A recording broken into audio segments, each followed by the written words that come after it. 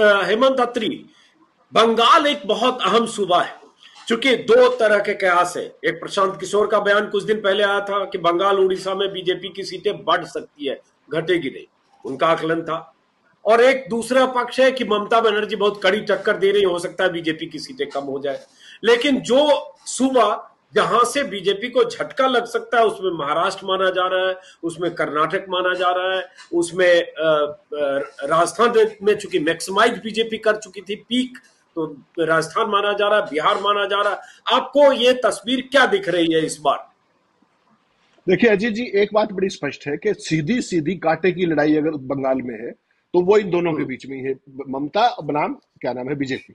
और छोटी मोटी फाइट अलग अलग पॉकेट्स के अंदर कांग्रेस और लेफ्ट छोटी मोटी फाइट्स वो दे रहे हैं। वेस्ट बंगाल से साथी इस बात से सहमत होंगे।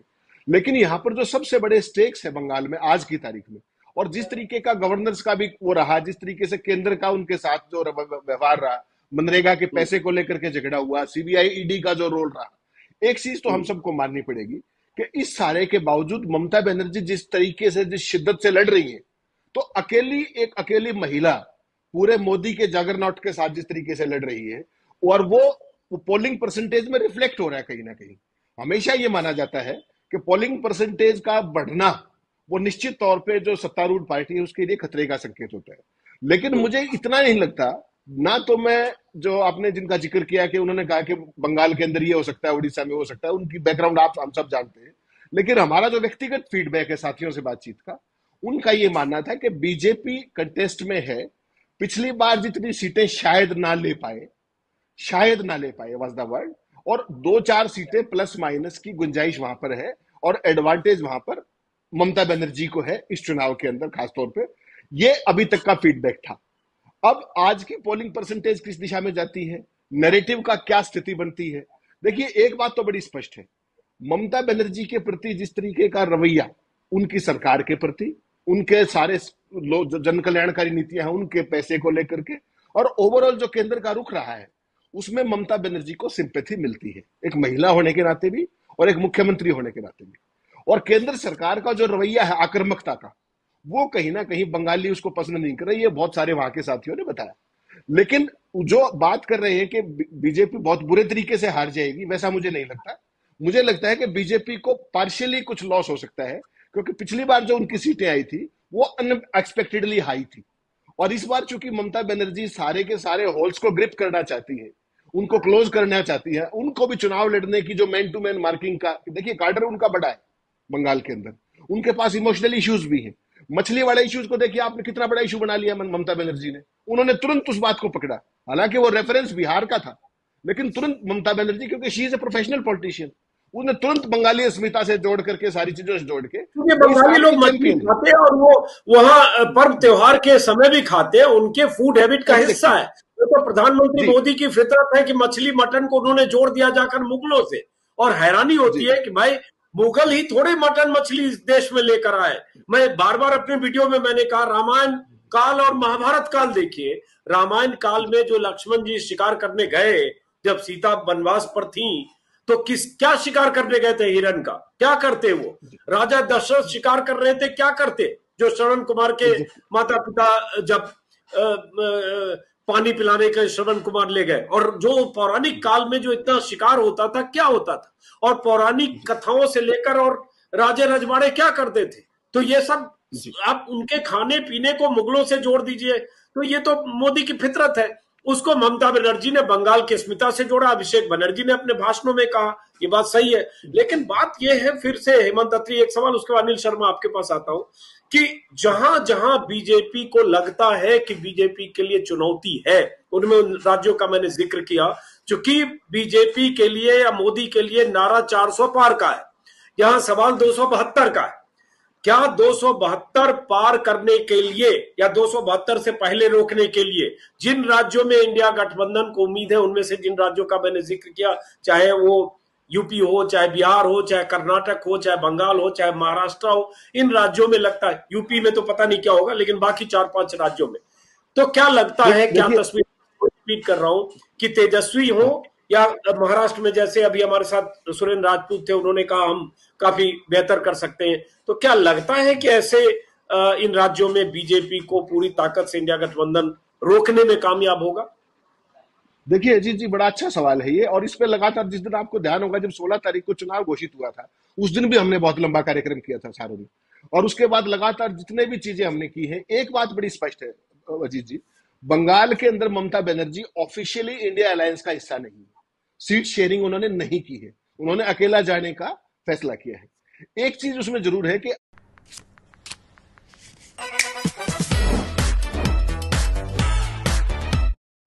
क्योंकि वो चाहे 5% वोट या 7% वोट जाए, वो कहीं ना कहीं गठबंधन का जो पूरा एक स्ट्रक्चर होता है उसको डैमेज होता है। तो अगर वहां पर बंगाल के अंदर भी ममता बनर्जी उसमें रहती, लेकिन वही सीट शेयरिंग और तमाम दुनिया भर के पंगे थे, इसलिए उन्होंने उससे दूर रहना उचित समझा, उनको अपने ऊपर भरोसा था।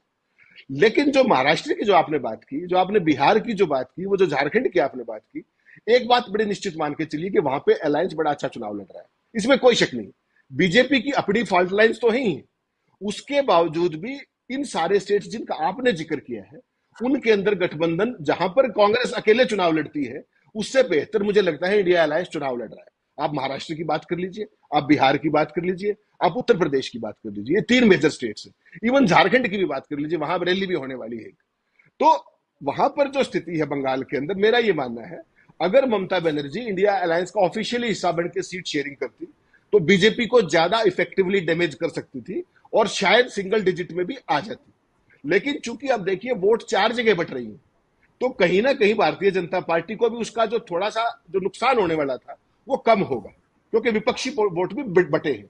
लेकिन उसका जो काउंटर वो जो चीज है, और लेकिन ममता बनर्जी ने जिस तरीके से जो आपने जिक्र किया मछली वाला, ममता बनर्जी ने जितना लाभ मोदी की बात का बंगाल में उठाया है, वो मोदी जी कल्पना नहीं कर सकते। इस तरीके से जोड़ा है उसको कि प्रधानमंत्री और भारतीय जनता पार्टी की सोच से जोड़ के रख दिया, और बंगाल विरोधी करार करने में भी उनको कोई दिक्कत नहीं।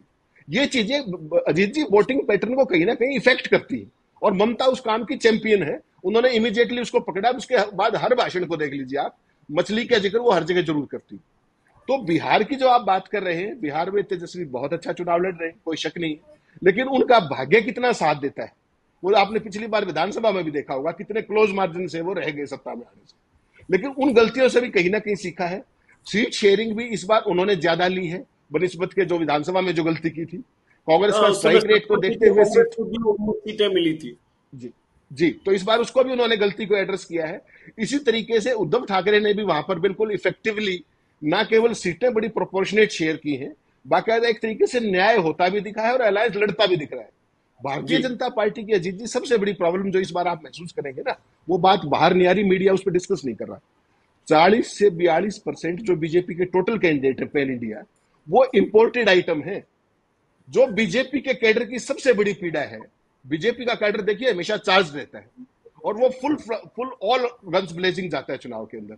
इस बार अगर आप देखेंगे पूरे देश के स्तर पे जहां जहां बीजेपी चुनाव लड़ रही है, मैंने तो हरियाणा का एक एग्जांपल दिया आपको कि 10 में से 6 इंपोर्टेड लोग बीजेपी के टिकट पर चुनाव लड़ रहे हैं। पूरे देश के स्तर पे आप देखेंगे तो 40 से 42% का फिगर है आउट ऑफ 443। तो भाजपा का जो अपना इंडिजिनस कैडर है वो कहां जाए? जो एक तरफ तो आप विश्व गुरु बनना चाह रहे हैं, सबसे मजबूत सरकार है, भाजपा के पास सबसे बड़ा धनबल है, सबसे बड़ा जनबल है, सोकाल्ड दुनिया की सबसे बड़ी पार्टी है, और उसके बावजूद अपना ही कैडर बैक सीट पे बैठा हुआ देख रहा है। वो चलिए कह रहा है बीजेपी। एक और हेमंत अत्री साहब, एक मुकम्मल तस्वीर, अब लगभग 12 बजने वाले हैं, 5 घंटे पोलिंग के होने जा रहे हैं। एक मुकम्मल तस्वीर पहले दौर की वोटिंग के बाद आपको क्या दिख रही है?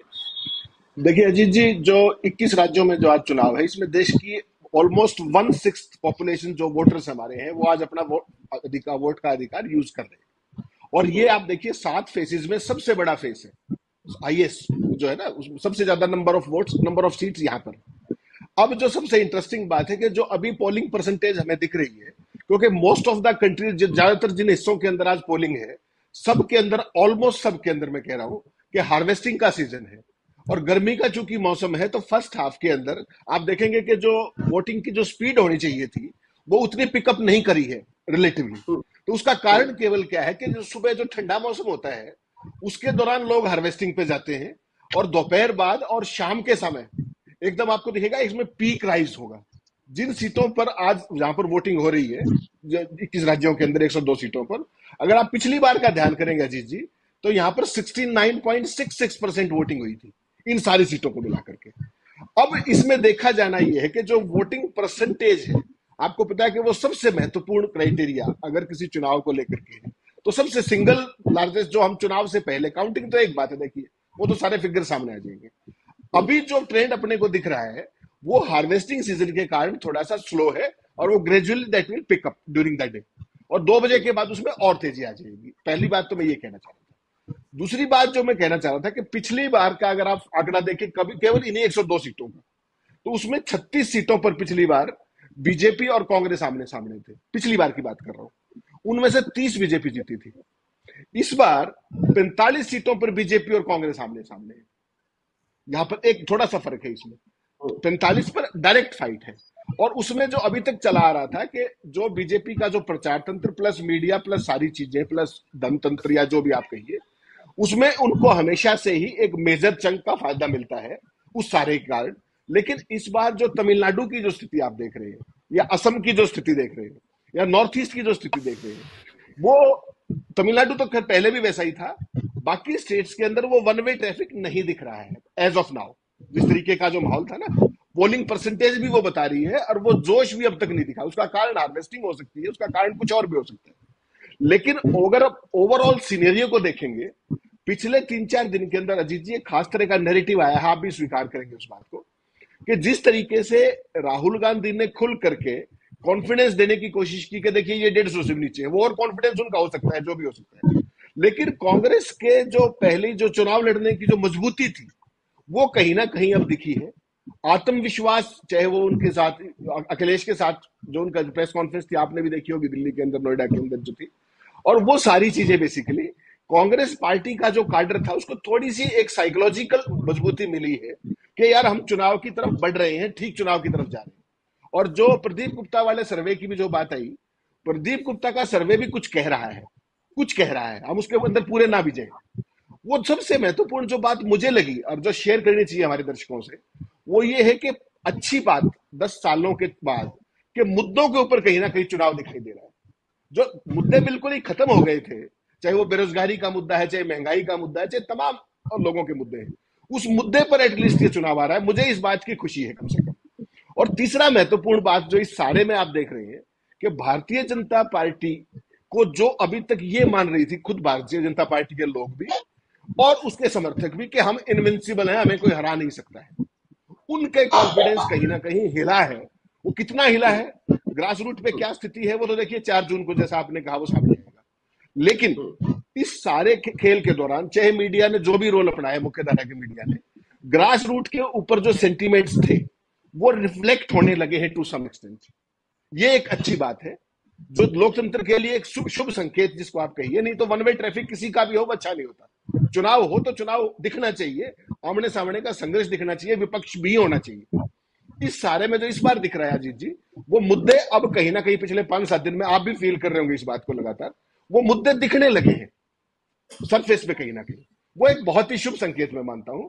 और इस चुनाव में जिस तरीके से उत्तर प्रदेश में जो बीजेपी कह रही थी खासतौर पर राम मंदिर के बाद कि वन वे स्विंग है, मैंने बहुत सारे जर्नलिस्ट साथी जो वहां पर हैं भी और जो वहां घूमकर भी आए, उनका भी ये मानना है कि Bharatiya Janata party one way swing नहीं है, जिसकी हम बात कर रहे हैं ना राम मंदिर के बाद, या और कि वहां पर सरफेस पे इश्यूज हैं। मेरे लिए तो अच्छी बात यही है कि एटलीस्ट इश्यूज हैं। और उत्तर प्रदेश और बिहार, ये दोनों देश की दशा और दिशा तय करेंगे, खासतौर पर यहाँ के यूथ। वो यूथ कितने उन बातों में आते हैं और कितने मुद्दों के ऊपर वोट डालते हैं, वही इंटरेस्टिंग फैक्टर है इस बार देखा जाना। जो बाकी सारी चीजें चलती रहेंगी, क्या यूथ को आप रोजगार के नाम पर और क्या आम आदमी को महंगाई के नाम पर विपक्षी दल का जो इंडिया अलायंस है, क्या वो उनको जोड़ पाया नहीं जोड़ पाया है, ये आज की पोलिंग परसेंटेज भी बताएगी, अगर ये मान लो बढ़ती है शाम तक तो। और ओवरऑल जो ट्रेंड आएगा सामने शाम तक का, वो एक डिसाइसिव फैक्टर इस चुनाव के जो बाकी 6 फेसेस हैं उसकी तरफ कहीं ना कहीं अजीत जी इशारा करेगा, ऐसा मेरा मानना है। अच्छा, ये बताइए, हरियाणा में अभी चुनाव, चलिए इस दौर में नहीं है, शायद 25 मई को चुनाव है, 25 लेकिन चूंकि 10 सीटें हरियाणा में है।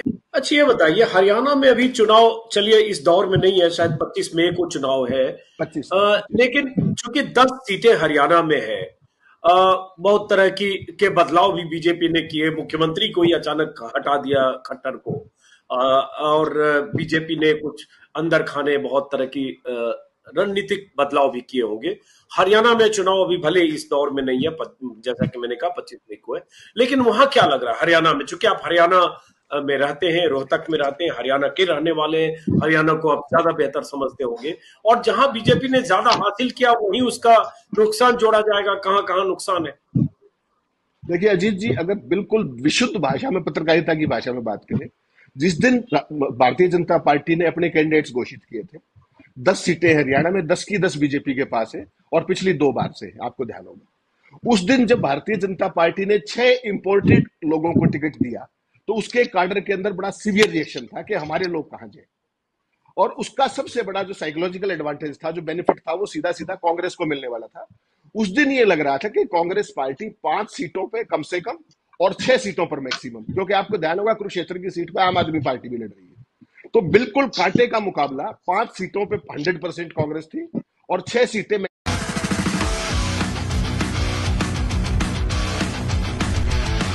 के रास्ते पर अग्रसर है। मैं बिल्कुल स्पष्ट तौर पे आपको बता दूं, कांग्रेस पार्टी के पास 4 कैंडिडेट ऑलरेडी डिसाइडेड है 10 दिन से, एक का भी नाम डिक्लेयर नहीं किया आज तक। और वो सारे के सारे 10 करेंगे, कब करेंगे? जो कांग्रेस की टिपिकल हारने की जो तमीज और तहजीब होती है, उसको अक्षर से अगर कहीं देखना तो हरियाणा में लागू की जा रही है। आपको ध्यान होगा राजस्थान में भी यही काम किया गया था। परसों ही मैं अपने कॉमन साथी हैं त्रिभुवन जी, उनसे पूछ रहा था कि राजस्थान में क्या स्थिति है। उन्होंने कहा, हाँ जी, 1 मिनट में जुड़ रहा हूं। जब चुनाव शुरू हुआ तो 12 सीटों पर कांग्रेस थी, जब जिस तरीके की टिकटें थी, और अल्टीमेटली जो कांग्रेस ने हरकतें की हैं, जहां जिस तरीके से वो किया है, वो 3 या 4 पर आके टिक जाएंगे। ये हमारे कॉमन साथी।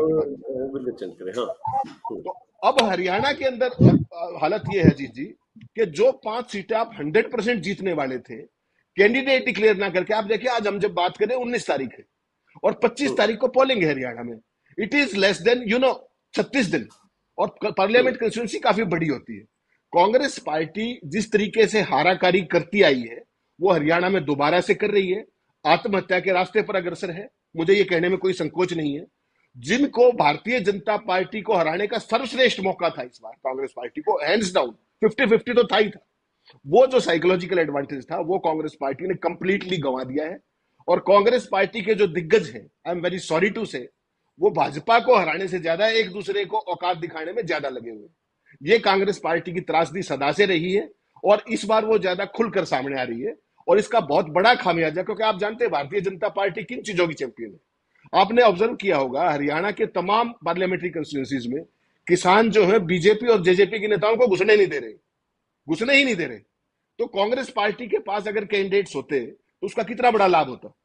आज की तारीख में स्थिति है कि 10 में से एक भी कैंडिडेट डिक्लेयर नहीं है, एक भी। आप कम से कम जो जीत रहे थे सीटें उन पे तो डिक्लेयर कर देते, या जिन पे जो सर्वसम्मति है उस पे तो डिक्लेयर कर देते। यही स्थिति अजीत जी, आपने मुझसे पूछा नहीं, हिमाचल प्रदेश की है। हिमाचल प्रदेश का जब चुनाव शुरू हुआ था, कांग्रेस पार्टी ने 3-1 से शुरू किया था। 2 कैंडिडेट आज तक डिक्लेयर नहीं किए वहां पर, दो सीटें डिक्लेयर की है केवल। और आज हालत यह है, मैं वहां के किसी बहुत बड़े अधिकारी से सुबह बात कर रहा था, आपके पास आना था उससे पहले फीडबैक लेके। आज वहां स्थिति उल्टी हो गई है।